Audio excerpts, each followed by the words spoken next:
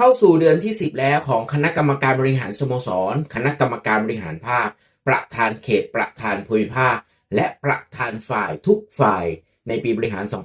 2567 ถึง 2568 ทุกสโมสรและทุกท่านเชิญชวนท่านสรุปผลงานในการทำกิจกรรมมาตลอดทั้งปีและเข้าประชุมกับเขตเพื่อที่จะได้สรุปผลงานที่สโมสรของท่านและฝ่ายของท่านได้ทำมาตลอดทั้งปีเพื่อที่จะรวบรวมและนำรายงานส่งผู้ว่าการภาคในการประชุมภาคครั้งที่ 4 ในวันที่ 17 พฤษภาคม พ.ศ. 2568 ณ โรงแรม SD Avenue ผลงานจากทุกสโมสรผลงานจากประธานฝ่ายทุกฝ่ายจะถูกพิจารณาจากคณะกรรมการบริหารภาคและผู้ว่าการภาคว่าสโมสรใด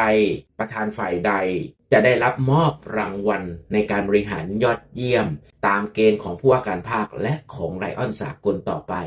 ยังคงพอมีเวลาอยู่ที่ท่านจะทำกิจกรรมบริการลงสู่ชุมชนและยังพอมีเวลาอยู่ที่ประธานเขตทุกท่านจะเชิญชวนและรณรงค์ให้ทุกสโมสรได้ทำกิจกรรมบริการสิ่งที่ภาคภูมิใจที่จะเกิดขึ้นเกิดจากทุกคนได้ร่วมมือกันนำสิ่งดีๆลงสู่ชุมชนเพื่อประโยชน์สืบเนื่องที่เราได้มีโอกาสช่วยพวกเขาให้มีคุณภาพชีวิตที่ดีขึ้นนั่นเองสวัสดี